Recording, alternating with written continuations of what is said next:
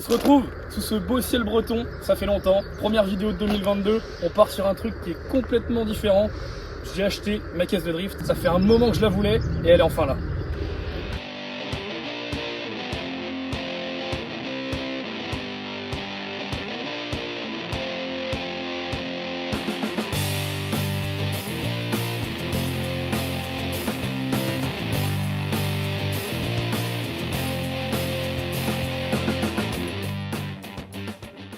On a une 350Z de 2004 phase 1 avec un V6 3,5 litres développant 280 chevaux. Cette voiture-là, ça fait des années que je la veux. Ça fait au moins 5 ou 6 ans. Depuis qu'il est petit, il en veut une. Il veut C'est un exactement. Dodge Ram, il veut une 350Z. On a la Z qui est là, le Dodge Ram il a 50 mètres là, même pas. Non. C'est exactement ça. Elle est quasiment toute d'origine. J'ai pas les papiers, mais je m'en fous honnêtement. C'est une voiture de circuit. Si je veux couper les ailes, je peux. Si je veux foutre des tubes, je peux tout faire. Voilà. Donc cette voiture est anglaise, donc en RHD. Pour le cockpit, on a un délicieux volant en Alcantara. Et j'ai fait une belle console en alu, allégée mais plus lourde que l'origine. Donc sur cette voiture, on a un intérieur qui est quasiment tout d'origine. Il y a juste eu les plastiques de démonter. Un peu partout, il n'y a plus de plafond, il y a plus... à l'arrière, il y a tout qui est démonté. Moi je l'ai eu comme ça a été fait en mode bourrin, mais ça fait très bien le taf.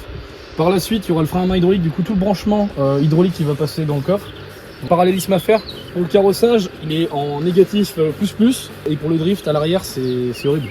En drift, ce qu'on recherche en fait, c'est le grip, parce qu'on a envie de glisser, mais avec une certaine vitesse. Donc là, avec un carrossage comme ça, il n'y a que la moitié du pneu qui touche le sol, et c'est vraiment inconduisible. Alors pour l'échappement, oui je sais ce que vous allez me dire, c'est dégueulasse. C'est dégueulasse. C'est horrible. Mais...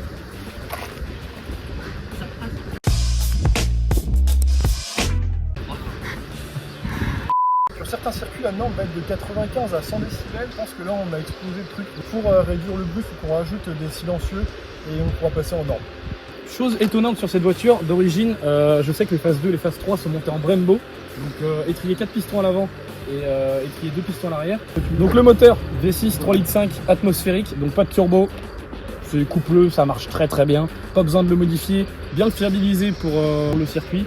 Mais franchement, c'est un moteur qui est solide. Point important à vérifier sur ce véhicule-là, sur les phases 1 surtout, on a les poussoirs hydrauliques qui sont un peu la maladie. Et il y a aussi les joints de galerie, donc c'est des petits joints, je mettrai une petite photo. Donc c'est ce qui permet de garder une pression d'huile suffisante. Donc si vos joints de galerie fuient, moteur cassé. Et c'est vraiment important de les faire, c'est des joints qui coûtent 40 €. Mais malheureusement, pour faire ces joints-là, on a toute la distrie à tomber. Donc il y en a à peu près pour 7 heures de boulot, de ce que j'en ai vu. Je pense que je le ferai par la suite.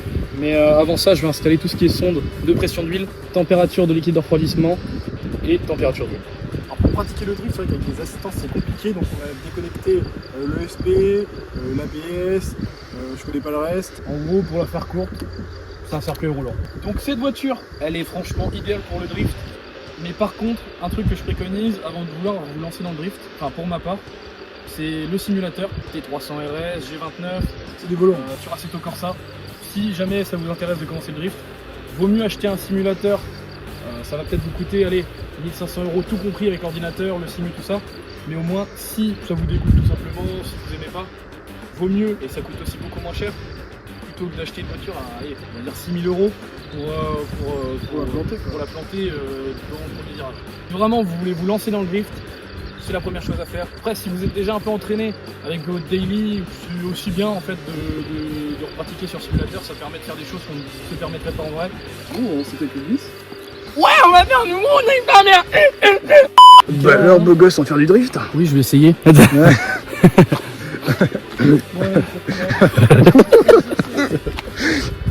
Ouais, c'est moi, je vais conduire un peu. Ah bah non, c'est une RHD. Alors celle-là, celle-là. super drôle. Chose importante, on a encore la clim. Ça c'est royal. Putain, tu t'es mis là loin. Comment il fait le nain? Bah, tu fais 3 mètres. C'est gentil. C'est faux.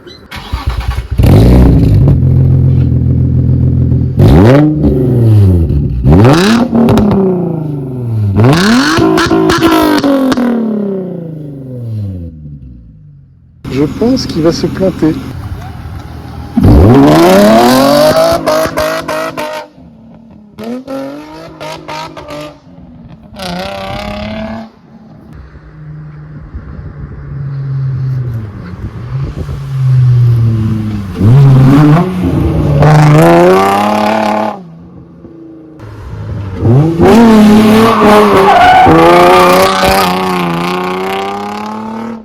Quand tu te mets derrière le plombs en béton.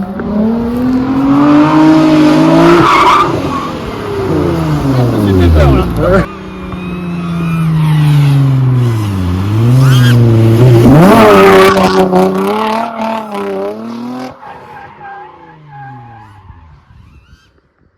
Allez, retournez. En fait, si tu veux, mon embrayage il glisse. Ah ouais, patine. patine. Ouais. Mon embrayage patine, donc ça c'est un truc qu'il va falloir que je vois.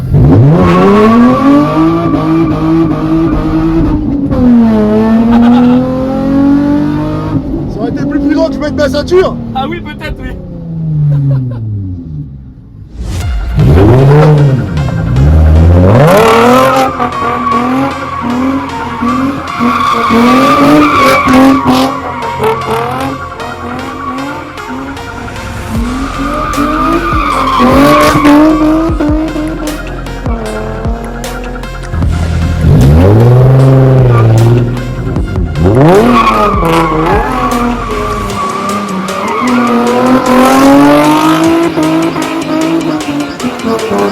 Oh,